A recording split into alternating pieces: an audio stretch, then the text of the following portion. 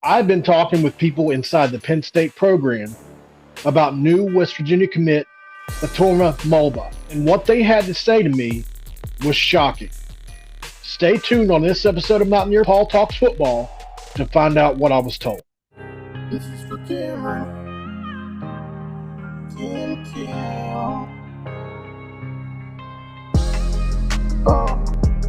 What is up? Welcome in, guys. My name is Mountaineer Paul, and you have landed yourself here again at Mountaineer Paul Talks Football. Guys, I know it's been a few days since I've released a video. It's the end of football season. Content comes by sparingly, and I've still got a picture of Bob Huggins in my background that I forgot to change. That's okay. We're going to roll with it. Actually, we can just switch that on the fly. Boom. And we're switched. So, obviously, we lose Jordan Jefferson to the transfer portal. He goes to LSU. There's a glaring need at the nose tackle spot on the interior of the defensive line. I thought the kid out of Penn State, Mulbah, was a nice pickup when it happened, but I didn't really make a video about it because I wasn't sure what kind of player he was. And it wasn't that I wasn't excited about him, but I wasn't super excited about him. You know, it wasn't like we landed somebody that had this long history of being a problem on the D-line at Penn State. We landed a guy who had been a reserve there for a couple years. So I thought, yes, he has played a reserve role on the Penn State defense. But the picture becomes really clear when you see who was playing in front of him while he was there. Bear with me for a second. Okay, so we're just going to go through really quickly some of the players that have been playing in front of him while he was there. And we forget that Penn State is a top 10 recruiting program in the country. And so a lot of their talent, usually, especially in the interior, are NFL players. And just look at some of these recruiting rankings for some of these guys. And some of these guys, especially this year, they had a couple All-Americans on, a couple guys that are going to play in the NFL. When you look at these scouting grades, there's a 91, high 90s, all of them, guys. All 4-star and fringe 5-star guys. And so you get to painting a picture on why this kid hadn't played just yet and was probably going to play this year as a junior. And also, just coming over here from Liberia in 2015, had some catching up to do, technique-wise, on the defensive line. So I think it says a lot about the kid that he was recruited in Penn State with these great players that they have there.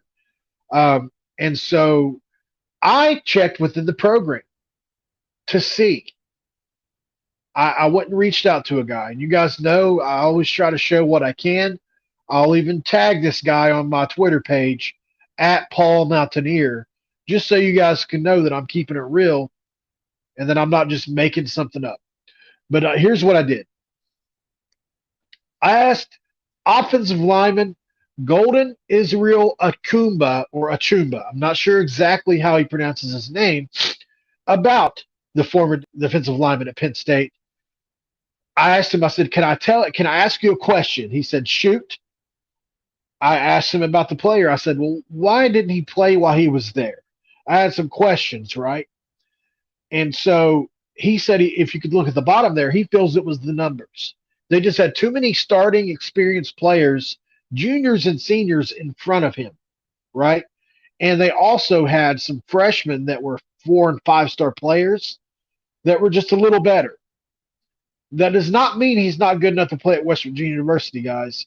And here's what he had to say. He is a mauler.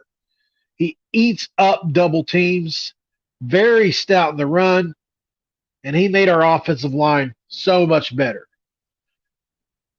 I was able to run this through another player as well that did not give me permission to share, but this is a starting offensive lineman at Penn State as well.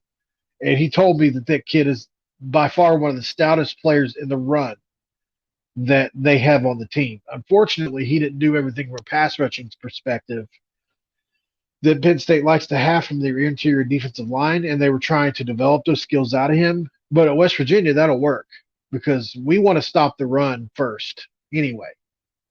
So really interesting, guys, and it really kind of flips on its head, I think, a lot of people's what maybe what your expectations for this kid are going to be going forward in the program. He's already developed. He's already been in the weight room at a very good weight room program in Penn State. They've always got strong players. And so when you look at it from that aspect, we could have another Kenny Bigelow on our hands here, right? Somebody that comes over from another school on the D line that turns out being really good, maybe even having an all conference year. We'll see.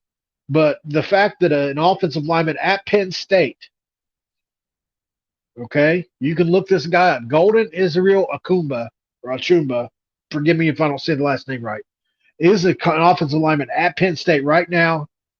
He was a 4-star player himself, is a very good player, probably would start at West Virginia right now on the right tackle side.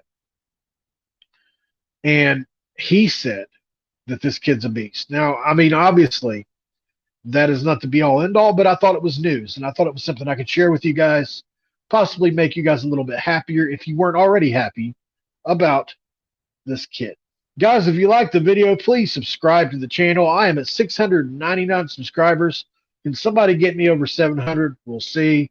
Also, guys, drop a comment below. I'd like to know what you think about this.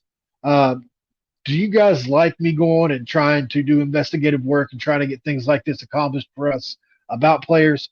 I would really like to know below what you guys think about that. All right, guys, that is pretty much it for this episode of Mountaineer Paul Talks Football. Just wanted to bring you guys up to date on this situation. Really hope you guys enjoy the video. Really appreciate you guys for watching. But this episode is over, and I am out.